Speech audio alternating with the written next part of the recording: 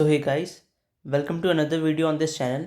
तो ये हमारे फिजिक्स के जो चैप्टर 1 है इलेक्ट्रिसिटी, उसका फोर्थ पार्ट है। कल हमने सर्किट डायग्राम्स तक ख़त्म कर लिया था। तो आज जो हमारा टॉपिक है दैट इज़ हमें स्टार्ट करना है ओम्स लॉ से।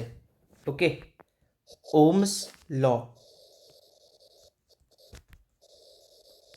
अब व्हाट इज़ ओम्स लॉ? तो ओम्स लॉ से एक रिलेशनशिप जो हम एस्टेब्लिश करते हैं दो चीज़ों के बीच में, किस किस के, करंट और पोटेंशियल डिफरेंस के बीच में।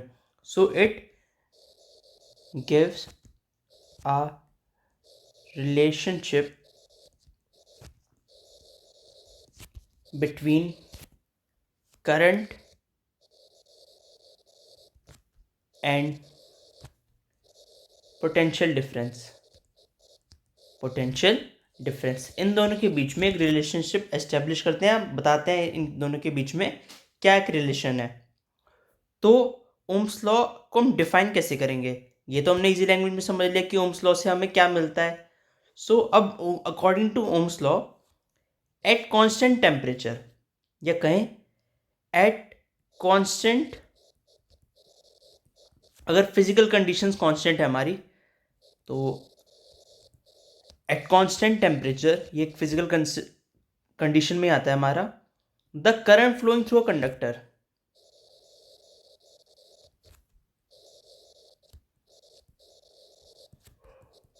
Through a conductor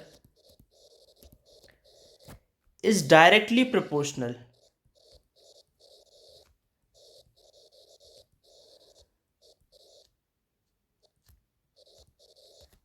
to the potential difference across its end।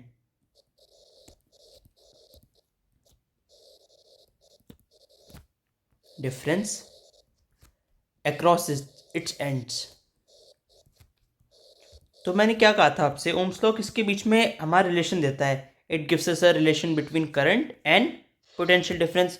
तो क्या हमारी रिलेशन एस्टेब्लिश हुई कि अगर physical condition such as temperature are constant, मतलब ये हमने चेंज नहीं किया, तो the current flowing through a conductor is directly proportional to potential difference across it ends. यानी करंट बढ़ेगा, current will increase, so as a result potential difference will also increase. आपको directly proportional का तो आप लोगों को मतलब पता ही होगा। अगर नहीं पता तो मैं बता दूं, क्योंकि ये अब आपके हर क्लास में यूज़ होगा आगे 10th 11th 12th में, मैथ्स में भी, फिजिक्स में भी, केमिस्ट्री में भी, कि क्या होता है इसका मतलब। इसका मतलब अगर एक चीज़ बढ़ रही है तो दूसरी चीज़ भी बढ़ रही होगी। ऐसा नहीं होगा कि एक चीज़ तो बढ़ रही है और यहाँ पे दूसरी चीज़ डिक्रीज़ हो रही है, और दोनों सेम रेट से बढ़ेंगे क्योंकि डायरेक्टली प्रोपोर्शनल है।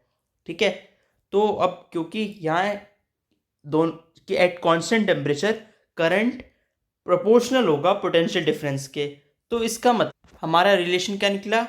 I is directly proportional to V. ये डायरेक्टली प्रोपोर्शनल का साइन होता है, दिस वन।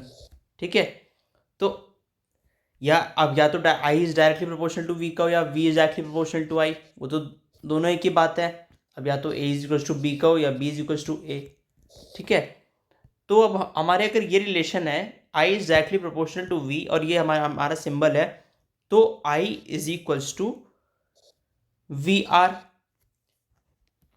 बल्कि V is equals to I R. अब यहाँ पे आर कैसे आया? तो जब हम प्रोपोर्शनैलिटी का साइन हटाते हैं, this is the sign of proportionality, तो एक कांस्टेंट ऐड होता है which is called the constant of proportionality. तो यहाँ पे दैट इज आर। अभी आई आर क्या है हमारा? R is resistance.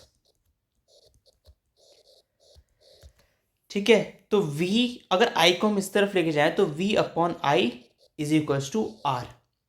तो ये है हमारा रेजिस्टेंस, जो कि हमारा कांस्टेंट, प्रोपोर्शनलिटी कांस्टेंट लगाया हमारा। तो ये जो हमारी एक इक्वेशन बनी है v is equals to I R, this is the equation for Ohm's law. इतना क्लियर है आप लोगों को? ठीक है, तो अब हम ऐसे भी कह सकते हैं कि व्हाट इज रेजिस्टेंस अगर पूछा जाए, तो रेजिस्टेंस के हम क्या बोलेंगे?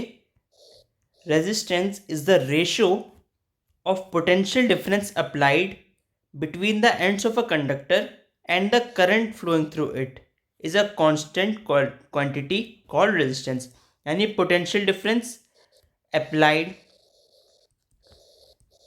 between the ends of a conductor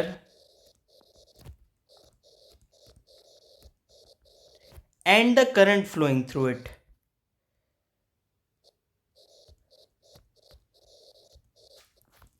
ये एक कांस्टेंट निकल के आता है हमारा, which is known as resistance. ठीक है, ये क्लियर है अब आप लोगों को। तो इससे हमें क्या क्या बातें पता चलती हैं कि दो बात पता चलती हैं। पहली, I is directly proportional to V, और दूसरी I is inversely proportional to, एक मिनट यहाँ पे R आएगा कि अगर हमने डायरेक्टली यहाँ पे लगाया है तो ये इसका मतलब होता है इन्वर्सली प्रोपोर्शनल। ठीक है, अब इन्वर्सली प्रोपोर्शनल में हम ऐसे लिखते हैं 1 अपॉन, यानी उसका पहले रेसिप्रोकल कर देते हैं, मतलब उल्टा कर देते हैं उसे, न्यूमरेटर वाली टर्म को डिनोमिनेटर में ले आके। ठीक है, और ये हमारा इन्वर्सली प्रोपोर्शनल का होता है symbol.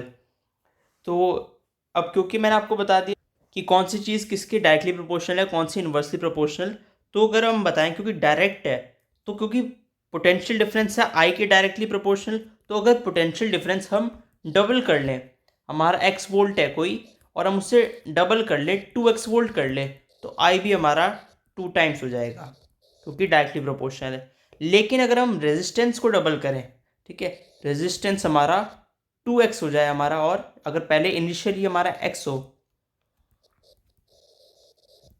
r is equal to x, और हम 2x कर दें तो हमारा i हो जाएगा हाफ, क्योंकि ये उसके इन्वर्सली प्रोपोर्शनल है। हम डायरेक्ट फॉर्मूले में रख के बता दूं अगर आपको कोई कन्फ्यूजन हो तो, 1/r, अब यहाँ पे कर दिया 1/2r, तो ये हाफ हो गया ना करंट। लग रहा है आपको क्लियर होगा यहाँ तक का। ठीक है, तो ये तो था हमारा ओम्स लॉ। अब जो हमारा नेक्स्ट टॉपिक है that is resistance of a conductor. हमने अभी रेजिस्टेंस पढ़ा कि कांस्टेंट निकल के आ रहा है, ओम्स लॉ के बाद ही हमने रेजिस्टेंस के बारे में पढ़ा। तो अगर रेजिस्टेंस पे ही पूरी बात करें तो रेजिस्टेंस है क्या, कि अब आपको पता है इलेक्ट्रिक करंट क्या होता है। मैंने बताया था आपको एक दो वीडियोस पहले, इलेक्ट्रिक करंट इज द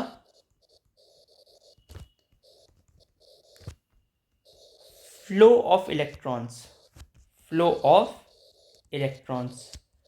अब जब हमारे इलेक्ट्रॉन्स, ये हमारा एक कंडक्टर है और ये हमारे इलेक्ट्रॉन्स हैं बहुत सारे, इसमें जब ये एक एंड से दूसरे एंड पे जाएंगे तो जब ज़्यादा इलेक्ट्रॉन्स होंगे तो एक दूसरे से कोलिजन होगा, यानी धक्का मुक्की होगी। एक रियल लाइफ एग्जांपल लें, अगर आप किसी क्राउडेड एरिया पे हैं और एक खाली जगह है, तो आप जहाँ क्राउडेड होंगे जगह होगी वहाँ पे थोड़ी धक्का मुक्की ज़्यादा हो जाएगी। तो जब इलेक्ट्रॉन इतने ज़्यादा होते और जाते हैं दूसरे एंड में कंडक्टर के, तो कोलिजन्स होते हैं, कोलिजन होंगे तो आप तेज़ी से नहीं निकल पाएंगे, भाड़ वाले एरिया में निकलना होगा मुश्किल एज़ कम्पेयर टू जो जगह खाली होगी। तो वो जो आपकी स्पीड है या आपकी पहुंचने की जो स्पीड है वो कम हो जाएगी, यानी वो लोग आपकी स्पीड को रेजिस्ट करेंगे, आपके मोशन को रेजिस्ट करेंगे।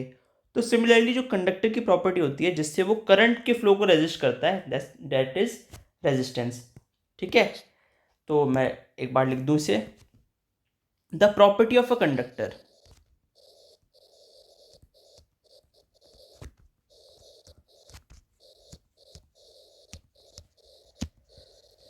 Due to which it opposes the flow of current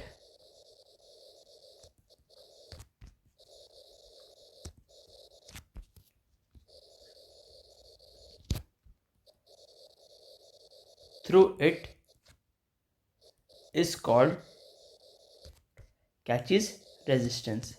ठीक है, तो एक कंडक्टर की प्रॉपर्टी होती है रेजिस्टेंस, और the property of a conductor due to which it opposes the flow of current through it is called resistance. तो ये आपको क्लियर है। फॉर्मूला आपको बताइए, R is equals to V upon I, जो हमने अभी ऑलरेडी ओम्स लॉ में डिराइव किया था। ठीक है, तो R is equals to V upon I. अब ये रेजिस्टेंस डिपेंड किस पे करता है, on what factors does resistance depend upon, किस पे डिपेंड करता है। तो मेजरली जो हमारे फैक्टर्स हैं दैट इज फर्स्ट लेंथ, किसकी बात हो रही है? लेंथ ऑफ कंडक्टर, कंडक्टर की लेंथ, क्योंकि कंडक्टर की प्रॉपर्टी है ये। सेकंड, थिकनेस ऑफ कंडक्टर,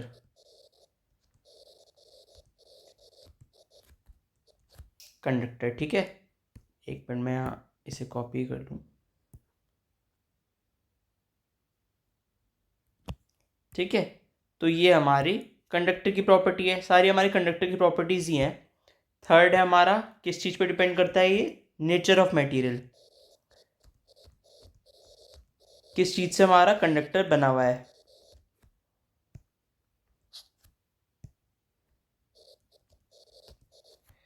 हमारे कंडक्टर का,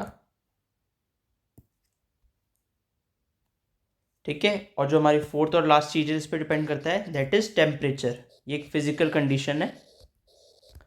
आप एक किसी कंडक्टर के रेजिस्टेंस को आप मेजर करो 28 डिग्री सेल्सियस में और एक को 32 में, तो थोड़ा डिफरेंस रहेगा उनमें, ठीक है। तो ये भी टेम्परेचर भी हमारा किसकी प्रॉपर्टी है? ये कंडक्टर की प्रॉपर्टी नहीं होगी हमारी। एक्चुअली जो हमारे टेम्परेचर है ये एक फिजिकल कंडीशन है और ये बाहर मतलब आपका एटमॉस्फेयर पे डिपेंड करता है, ठीक है। तो टेम्परेचर डिपेंड्स अपॉन एटमॉस्फेयर। ये तीन आपकी ऊपर वाली ये कंडक्टर की प्रॉपर्टीज़ थी। तो इन पे डिपेंड करता है हमारा रेजिस्टेंस, इन चार चीज़ों की वजह से चेंज होता है। अब अगर कोई आप बोले कि हमने ये चीज़ बढ़ा दी, अब वो चीज़ कम कर दी, उससे रेजिस्टेंस पे क्या इफेक्ट पड़ेगा, आपको याद रखना है कोई इफेक्ट नहीं पड़ेगा रेजिस्टेंस पे, सिर्फ इन चार चीज़ों का इफेक्ट पड़ेगा, ठीक है। तो अब अगर हम बात करें इसकी एसआई यूनिट की, तो क्योंकि हमने चार्ज की भी पढ़ी, करंट की भी पढ़ी, पोटेंशियल डिफरेंस की पढ़ी, इसकी एसआई यूनिट क्या होती है? So the SI unit of resistance, हमने किससे ड्राइव किया इसे? ओम्स लॉ से। तो इसकी यूनिट भी है ओम, ओ एच एम। ये वाला ओम नहीं है, ठीक है, ये ओ एच एम ओम है। और इसका जो सिंबल होता है दैट इज ऐसा एक सिंबल होता है, ठीक है। तो ये तो हमारे हो गए इसकी एसआई यूनिट। अब अगर हम बात करें 1 ओम, हमने सब पढ़ा है, 1 कूलम भी पढ़ा है, 1 एम्पियर भी पढ़ा है, 1 वोल्ट भी पढ़ा है। 1 ओम क्या होगा? So 1 ohm is the resistance of a conductor, बल्कि इसे नेक्स्ट पेज पे हम कर लें। तो 1 ohm is the resistance of a conductor, कौन से कंडक्टर का? जिस कंडक्टर में जो पोटेंशियल डिफरेंस 1 वोल्ट का अप्लाई करेंगे, in which when 1 volt of PD potential difference is applied across its ends,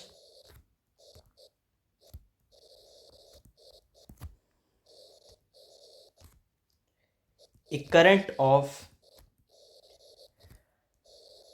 1 ampere flows through it। अभी आप सोच रहे होंगे इतनी पूछ जाता है 1 ओम, 1 कूलम, 1 एम्पियर, तो इसे कैसे याद करें? आपको बस फॉर्मूले याद करना है, खुद ब खुद याद हो जाएगा। अब क्योंकि आपको पता है R is equals to V upon I, so necessary सी बात है ये कि इन दोनों का यूज़ होगा वी और आई का। तो 1 ओम अगर ये यहाँ पे हम लिख दें 1 ओम, कब आएगा? जब ऊपर भी 1 होगा नीचे भी 1 होगा, या फिर मतलब दोनों सेम क्वांटिटीज होनी चाहिए वैसे ऊपर और नीचे, तो दोनों को कैंसिल आउट करके 1 1 आएगा। 1 वोल्ट 1 एम्पियर, तो जब 1 वोल्ट का पोटेंशियल डिफरेंस लग रहा है कंडक्टर के दो एंड्स में, तो एक 1 एम्पियर का करंट पास होता है, तो जो रेजिस्टेंस लगता है दैट इज़ 1 ओम, ठीक है। ये क्लियर होगा आप।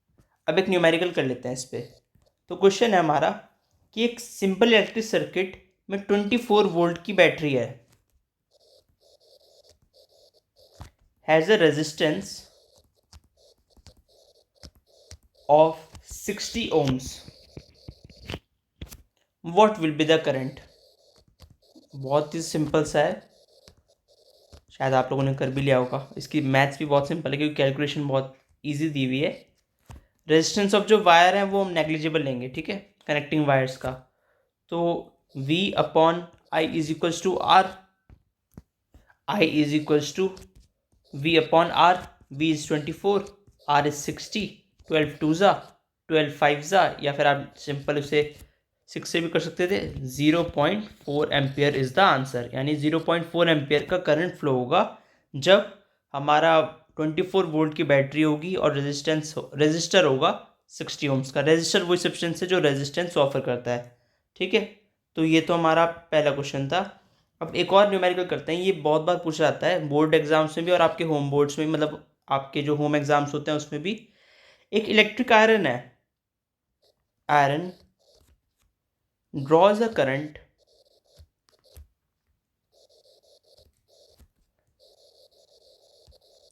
of 3.4 ampere from the 220 volt supply। 220 volt supply हमारे इंडियन हाउस होल्ड्स में होती है। What current will this electric iron draw? मैं लिख देता हूँ what current will be drawn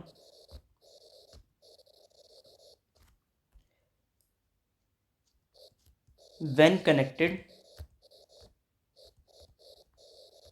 to 110 volt supply। तो दो चीज़ें पूछी गई हैं इसमें, मतलब मेन तो हमारा एक सेकंड आंसर ही आएगा। तो क्या चीज़ है इसमें, एक इलेक्ट्रिक आयरन है जो 3.4 एम्पियर का करंट ले रही है 220 वोल्ट की सप्लाई से।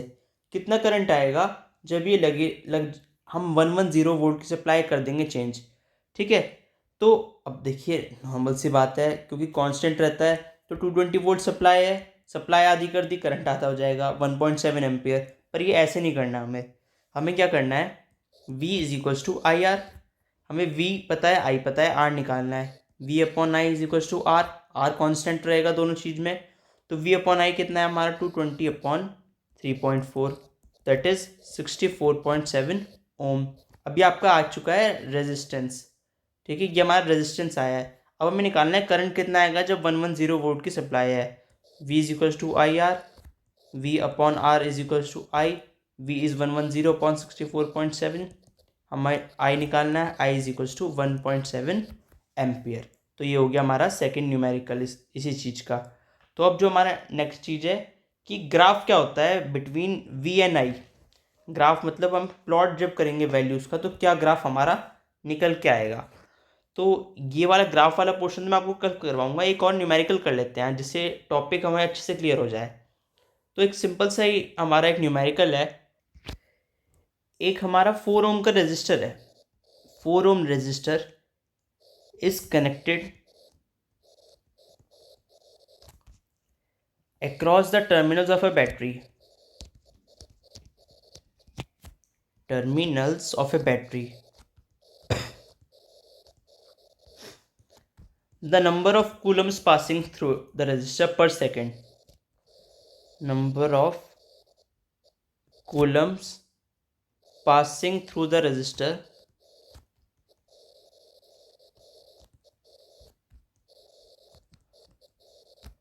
पर सेकेंड। अभी इसमें आपके पुराना कॉन्सेप्ट भी इसमें रिवाइज होगा। कैसे करेंगे हम इसे, पॉज करके ट्राई कर लिया होगा आपने अगर, वरना आप कर लीजिए। हाँ, तो इसे कैसे करेंगे हम, 4 ओम है हमारे पास। अब क्योंकि इसमें हमें 4 ओम का रजिस्टर गिवन है और पोटेंशियल डिफरेंस जो बैटरी का है दैट इज़ 12 वोल्ट, तो simple V is equals to I R से हम निकाल लेंगे करंट 4/12 दैट इज़ 1/3। अब इसे 0.33 भी कर सकते हो, वरना इट इज़ एडवाइजेबल कि अभी आप, क्योंकि करंट नहीं निकालना हमें इसमें, तो फॉर ईजियर मेथड आप 1/3 में ही रख लो। तो आई आ गया इज इक्वल्स टू 1/3A। अब क्योंकि हमें निकालना है पासिंग थ्रू द रजिस्टर पर सेकेंड मतलब time is given 1 second. Q is equals to I, अब एक minute, Q is equals to I T, ये हमने फॉर्मूला पढ़ा है। तो Q जो है हमारा दैट इज हमें फाइंड करना है 1/3 इंटू 1, तो 0.33 कूलम इज अवर आंसर। फिलहाल आज के लिए वीडियो में इतना ही। हमने ओम्स लॉ पढ़ा, हमने रेजिस्टेंस पढ़ा, रेजिस्टेंस के भी हमने 3 न्यूमेरिकल्स भी कर लिए। कल हम ग्राफ पढ़ेंगे जो V और I के बीच में बनता है, बहुत इंपॉर्टेंट ग्राफ है। तो आज के लिए बस इस वीडियो में इतना ही। Thanks for watching the video and if possible please subscribe the channel. Thank you.